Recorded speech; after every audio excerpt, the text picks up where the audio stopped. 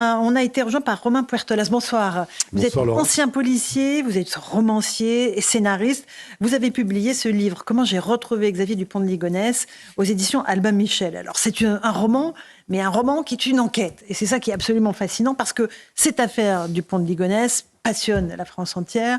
Elle a servi de matière à des films, à des livres, aux humoristes aujourd'hui. C'est quelque chose qui est devenu une légende urbaine. Et pourtant, tout ça part d'un drame. 5 personnes tuées en 2011 dans leur maison familiale à Nantes. La mère, Agnès, et les 4 enfants, Arthur, Thomas, Anne et Benoît, les 2 chiens de la famille aussi, sont tués. On fait le point avec Célia Barotte, et puis je vous passe la parole après, parce que l'enquête bouge, et vous recevez tous les jours des témoignages sur cette affaire Dupont de Ligonnès. Mais d'abord, Célia Barotte. Il est le Français le plus recherché. Xavier Dupont de Ligonnès est suspecté d'avoir tué par balle sa femme et leurs enfants. Le 21 avril 2011, des enquêteurs retrouvent les 5 corps et ceux de leurs chiens enterrés sous la terrasse de la maison familiale à Nantes. Avant cette macabre découverte, Xavier Dupont de Ligonnès fait croire dans une lettre à son entourage à un départ de la famille aux États-Unis. Un mandat d'arrêt international est donc lancé à son encontre. Mais le père de famille est aperçu le 10 avril dans un hôtel à La Rochelle, puis dans un autre, 5 jours plus tard, situé dans le Var, et puis plus rien. Les hypothèses sur sa disparition se multiplient et fascinent le monde entier. Plus d'1 millier de signalements ont été faits à la police. Tous ont mené à de fausses pistes, comme en 2019 à l'aéroport de Glasgow, lorsqu'un retraité des Yvelines est confondu avec le principal suspect de la tuerie de Nantes. Mort ou vivant, Xavier Dupont de Ligonnès reste depuis bientôt 13 ans introuvable. Romain Puertolas, vous dites qu'aujourd'hui, vous continuez à recevoir des témoignages de gens qui disent avoir vu Xavier Dupont de Ligonnès. Expliquez-nous. Oui, depuis la sortie du livre, depuis le 10 janvier, donc effectivement, je reçois... Alors, 10 témoignages par jour, on va dire. Je reçois des photos. Voilà, il y a énormément de gens qui sont persuadés de l'avoir rencontré, croisé, avoir pris une photo. Alors, pour l'instant, toutes les photos que j'ai reçues, ce n'était pas lui, malheureusement. Et puis, sur tous ces témoignages, en fait, il y en a beaucoup qui sont inexploitables. On me donne des dates qui sont assez vagues et tout ça. Mais sur ces 100%, on va dire, il y a un petit pourcent qui m'a servi, qui m'a donné de très bonnes pistes et qui sont des personnes que j'ai pu rencontrer. Voilà, donc je fais des auditions, je ne suis plus dans la police, mais je suis reparti dans l'enquête et cette fois-ci, je ne suis pas seul. J'ai l'impression d'avoir la France derrière moi et d'avoir tous ces témoins. Voilà, et pour l'instant, de ces témoignages qui vous arrivent, qui continuent à vous arriver depuis la sortie de votre livre, rien n'est exploitable par la police, on est d'accord? Pour la police. Oui, en fait, bon, moi je l'exploite de mon côté, mais c'est vrai qu'au niveau de la police, c'est vrai qu'il y a longtemps que les recherches ont été abandonnées, il n'y avait plus de pistes, voilà, il y a bien un cold case qui a été ouvert à Nanterre et tout ça, mais je peux vous dire que personne, je suis le seul flic français, là, en ce moment, qui se lève tous les matins pour chercher Xavier Dupont de Ligonnès, ça c'est évident. 13 ans de cavale, c'est du déjà vu, mais pour que on n'arrive pas à remettre la main dessus, il faut une organisation incroyable, énorme, non? Ouais, non, faut pas tant que ça. Oui, non, ça dépend, vous savez. Alors déjà, les fugitifs, ce qu'ils font, c'est beaucoup trouver l'abri chez une ancienne copine. Et si vous regardez l'affaire Xavier Dupont de Ligonnès, il y a des ex-maîtresses, des ex-petites copines partout. C'est assez incroyable dans l'affaire, oui. Et donc, voilà, pour rester... moi, c'est la thèse que j'avais émise, donc de retrouver une ex-copine et de rester chez elle le temps que ça se calme. Voilà, bon, effectivement, 13 ans sont passés, mais il y a énormément de manières de rester. On se dit, mais comment on peut tenir 13 ans comme ça sans travailler ou sans... Il y a beaucoup de gens qui font ça. Hein. C'est pas quelque chose d'assez extraordinaire, on va dire. Donc, vous êtes persuadé qu'il est vivant, en fait? Ah, pour moi, il est vivant, bien entendu. En aucun cas, vous vous dites qu'il s'est suicidé? Ah ben, non, alors ça, c'est quelque chose que je démonte tout de suite dans le roman. C'est quelque chose que on n'aurait jamais dû en parler parce que tout ce qu'il a fait à Nantes pendant les 7 jours où il était là-bas avant de partir en direction de Roquebrune a été fait dans le seul objectif qu'on ne découvre jamais les corps, qu'on ne s'intéresse jamais plus à eux et qu'ils puissent recommencer une vie ailleurs. Il n'y a rien qui dise qu'il a un comportement suicidaire. Rien du tout. Il laisse une lettre très précise où il fait croire qu'il part à l'étranger, c'est ça, hein? Où tout est planifié. Oui, qu'il était infiltré par la DEA, il raconte n'importe quoi, par les stupes américains, des choses comme ça, voilà. Mais tout est fait pour qu'on ne s'intéresse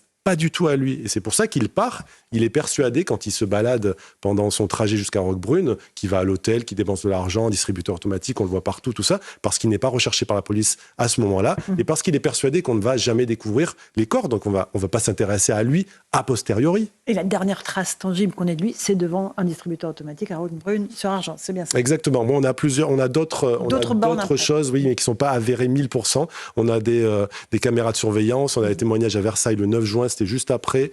On a Lançon-Provence, donc à un péage. On a les Ulysses aussi, pas très loin de Paris.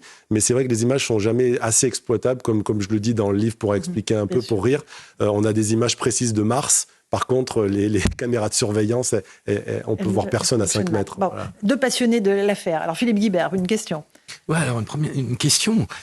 Comment à l'ère de l'hypervisibilité, où tout le monde a un smartphone, où il y a quand même des caméras de surveillance, même si vous dites qu'elles sont moins performantes que pour regarder Mars, comment on fait pour disparaître dans la nature?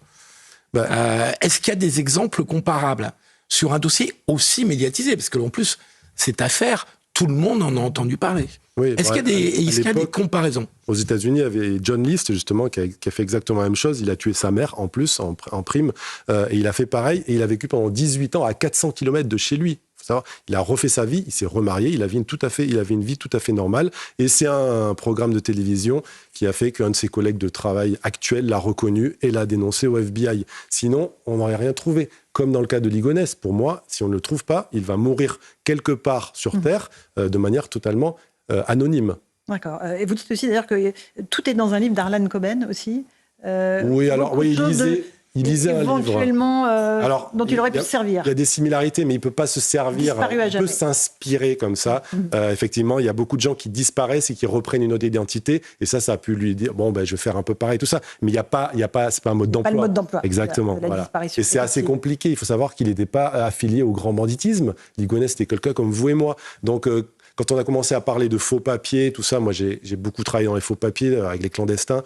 Il faut avoir des contacts, c'est des réseaux, tout ça. Ligonès n'avait pas de réseau, donc il n'y a pas de raison de penser qu'il a fait des faux papiers, qu'il a eu des contacts avec des réseaux d'immigration illégale ou de faux papiers. Geoffroy Lejeune, une question. Moi je suis passionné en effet par cette affaire. Je suis comme vous, j'ai jamais cru à la thèse du suicide. En revanche, est-ce que vous croyez pas, j'ai deux questions. Est-ce que vous croyez pas déjà qu'il y a une option dans laquelle il aurait pu mourir, par exemple dans la montagne, sans qu'on ait retrouvé son corps? Donc là, ce serait pas un suicide, mais il aurait disparu et il serait devenu introuvable. Et dans l'autre option, le scénario à la John List, où en effet il refait sa vie quelque part, est-ce que vous pensez que dans sa psychologie, il peut y avoir la volonté de finir par un jour se rendre et dire je vous ai berné pendant toutes ces années pour jouir de ce tour de force? Ok, alors pour la première question, la montagne qu'on a beaucoup montrée à la télé, Roquebrune, le rocher de Roquebrune-sur-Argens, ça n'a rien à voir en fait avec l'histoire. Si vous allez au parking du Formule 1, si vous allez au Formule 1, il est passé de l'autre côté de la A8 où il y a le chemin des Châtaigniers, et là vous avez une petite forêt qui n'a rien à voir avec le rocher de Roquebrune, qui est dans une direction totalement opposée et très loin. Donc il n'est jamais allé là-bas, dans ce rocher. Donc il n'est jamais tombé dans une crevasse ou tout ce qu'on nous a raconté. Non, moi je suis allé là-bas sur place et je l'expose dans le livre, on n'en a pas parlé, mais il est allé dans cette forêt-là pour se débarrasser de son fusil. C'était la dernière chose dont il restait, qu'il fallait qu'il se débarrasse, le fusil. Et il ne pouvait pas le faire en zone urbaine, on ne peut pas se débarrasser d'une arme en zone urbaine, c'est très compliqué. Par contre, il fallait qu'il aille dans la forêt. C'est pour ça qu'il était là-bas. Donc, pour moi... Le fusil a été retrouvé ? Non. Donc je cherche le fusil. Okay. Très bien. Je cherche le fusil. Voilà. Pour la deuxième question, là on est plus dans l'aspect psychologique. Moi c'est pas trop mon truc. Je suis pas psychologue ou psychiatre, tout ça. Revenir quelques années plus tard. Attention, il faut parler de la prescription. Alors, c'est dans combien de temps la prescription? Alors, la prescription, c'est 20 ans pour les crimes et délits. Ça a été baissé. Mais attention, c'est 30 ans dans le cadre d'assassinat sur mineurs. Or, il y a des mineurs dans l'affaire. Donc, on peut avoir une extension sur ça. Donc 2011. Donc on est quand même un peu tranquille. Voilà, c'est pas demain la veille qui va revenir en disant voilà, on peut pas me prendre maintenant. Il y a prescription. Après, est-ce qu'il serait capable de faire ça? On pourrait penser que le jour où il va mourir, il puisse laisser un témoignage, une lettre en disant bon ben voilà, je vous ai bien eu et tout ça, mais vous n'y croyez pas tellement. Romain Peltolas. De toute façon, moi, ça m'avance. Moi, je me concentre sur l'enquête pour le retrouver. Donc moi, cette histoire-là, elle ne m'intéresse pas forcément. Voilà. Philippe Guibert. Vous êtes en contact, vous évoquiez ses anciennes copines ou maîtresses, vous êtes en contact avec des proches de Xavier Dupont de Ligonnès? Oui, alors pas la famille, parce que ça ne m'intéresse pas non plus. On est assez en opposition, on va dire, parce que la famille donne une toute autre version. Moi, je parle d'amis, D'accord, mais je suis sur les contacts d'anciennes justement femmes qu'il a connues, et je suis en train, comme je reprends toutes les pièces du dossier, je suis en train de contacter ces personnes-là. Où peut-il être, Xavier Dupont de Ligonnès, selon vous, Romain Puertolas? Il y a des pistes. Alors, les États-Unis, on a dit. Les États-Unis, puisque il a fait plus de 30 voyages là-bas, il connaît très bien, il parle très bien anglais, il adore les États-Unis et tout ça. Mais moi, étant expert en passage de frontières de manière illégale, je le vois difficile. C'est se risquer quand on est fugitif, parce que les États-Unis, c'est quand même très sécurisé au niveau des arrivées. Les arrivées ne peuvent se faire évidemment que par voie aérienne ou voie maritime. Donc il faudrait choisir plutôt une voie maritime, moins sécurisée que la voie aérienne. Voilà. Je préfère, moi, l'option européenne, tout simplement. Vous savez, c'est pas la peine d'aller très loin. Comme on parlait de John List, qui a vécu à 400 km de chez lui. Il suffit de rester dans l'espace Schengen. Ça, c'est très important. Tout ce qui est Espagne, Portugal, Italie, dans lequel il n'y a pas de contrôle systématique en frontière. Voilà. Et puis, en plus, son style, on va dire son type caucasien, fait qu'il Parce que je parle aussi de la thèse de la piste asiatique, mais pour moi, c'est quand même assez compliqué. Il a un type qui fait qu'il ne peut pas passer inaperçu en Asie. Et c'est plus compliqué. Voilà. Votre livre qui s'appelle « Comment j'ai retrouvé Xavier Dupont de Ligonnès », c'est fascinant parce qu'à la fois c'est une enquête très rigoureuse, mais c'est aussi des scénarios de fiction. C'est un roman. Oui, c'est un roman. Vous vous êtes vraiment mis dans la tête de Xavier Dupont de Ligonnès. Oui, on a plusieurs choses. Vous en avez parlé. Il y a l'enquête, ma véritable enquête de policier. Et puis il y a le roman. Un jour, en 2019, à côté de chez moi, je vois un homme en peignoir blanc qui ressemble énormément à Xavier Dupont de Ligonnès. Ce n'était pas lui, mais ça me donne l'idée de me dire, mais qu'est-ce qu'il arriverait si là, c'était le voisin d'un coup d'une maison d'à côté. Et c'est là que j'ai commencé la fiction. Et puis on a aussi, on est avec lui dans sa fuite. J'ai des choses avérées, et en fait je comble les trous, et on est avec lui, et j'explique ce qu'il peut penser ou ce qu'il va faire, puisqu'on l'a vu ici. Je dis comment il est allé de A à B.